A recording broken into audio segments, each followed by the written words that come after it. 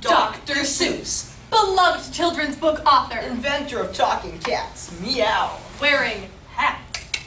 But what makes his stories favorites in the minds of people of all ages? Is it the craziness of each and every character? For instance, Wockets, in Pockets, Daisy had Maisie, Yertle the turtle, or foxes in sockses. Or maybe it's the bright colors on every page. Whoa! Or is it something deeper? Deeper? Maybe it's the fact that behind every imaginative story, there is a message hiding, waiting to be discovered. In the Horton Hears a Who, we learn to pay attention to those around us. In the Lorax, we learn to be good stewards of what we are given. What about in Dr. Seuss's The Sneetches? In this story, we learn about the increasing problem of bullying. And how we need to Accept each other for who we are, whether or not we have stars upon ours. The Sneetches. by Dr. Seuss. Now the star-belly Sneetches had bellies with stars. The plain belly Sneetches and not upon ours. Those stars weren't so They big. were really so small. You might think such a thing wouldn't matter at all. But because the star belly Sneetches had stars, they would brag. We're the best kind of Sneetch on the beaches. With their snoots in the air, they'd sniff and they'd snuff. We'll have nothing to do with the plain-bellied sword. And whenever they met some, when they were out walking, They'd hike right on past them without even talking. When the star-bellied children went out to play ball, could a plain belly get in the game? not at all. You can only play ball if your bellies have stars. And the plain belly Sneetches had none upon theirs. Whenever the star belly Sneetches had Frankfurter roast, Frankfurter roast! or picnics or parties or marshmallow toasts. Marshmallow toast! Shing! Wha, wha, wha, wha, ha. They never invited the plain belly Sneetches. They kept them away, never let them come near. And that's what they treated them, year after year. Then, one day, it seems, when the plain belly Sneetches were moping and doping, alone on the beaches. Just sitting there, wishing their bellies had stars. A stranger zipped up in the strangest of cars. Zip, zip, zip, zip, A stranger Zip. zipped up in the strangest of cars. zip, zip.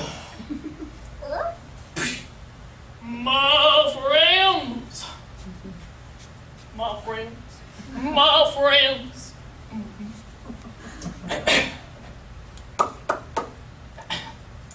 My friends, my friends, my name is Sylvester McMonkey McBean.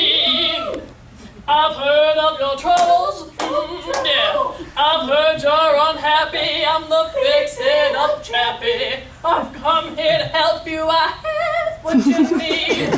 And my prices are low, low.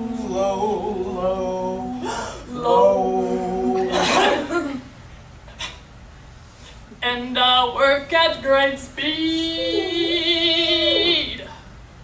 Then quickly Sylvester McMonkey McBean put together a very peculiar Machine. You want stars like a star belly Sneetch? My friends, you can have one for $3 each. $3 each. Just pay me your money and hop right aboard. Zzz, zzz,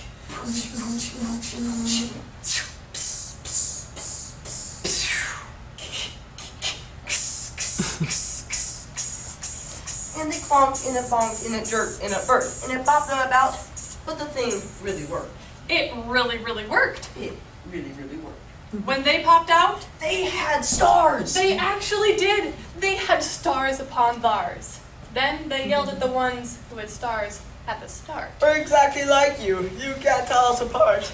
Now you snooty old smarties. Now we kick up dear Frank. Further. Parties. Oh, good grief! From the ones who had stars at the first. We're still the best Sneetches, and they're still the worst. They all frowned. But now, how in the world will we know whether this one is that one or the other way round? Then up came McBean with a very sly wink. Oink, Very sly. oink. Things are not as bad as you think. So you don't know who's who? That's perfectly true. But come with me, friends, you know what I'll do. I'll make you again the best Sneetches on the beaches. And all it will cost you is $10 eaches. Belly stars, no longer in style. What you need is a trip through my star off machine. This machine will take off your stars so that you won't look like Sneetches who have them on bars. And it clunked and it bonked and it burped and it jerked and it boxed them about, but the thing really worked. It really, really worked. It really, really worked.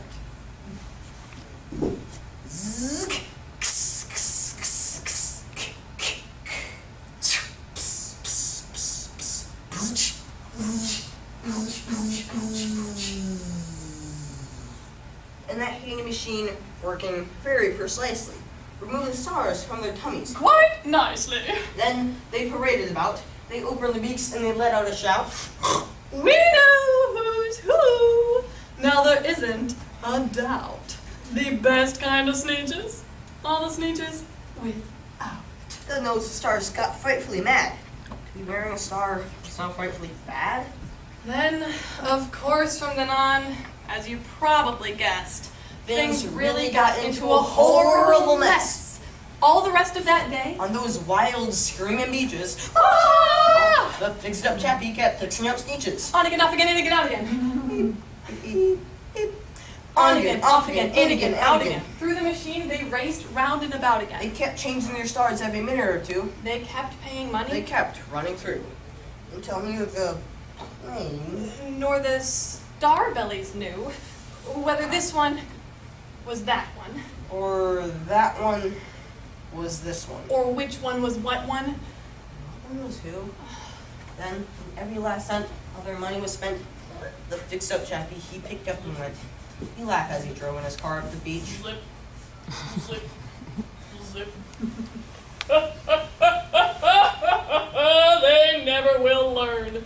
No, you can't teach a Sneetch. But Zip. McBean was quite wrong. I'm happy to say, the Sneetches got really quite smart on that day. That day they decided that Sneetches are Sneetches. And no kind of Sneetch is the best on the beaches. That day all the Sneetches forgot about stars, And whether they had one, or not, upon theirs. Frank for the party. Frank for the party!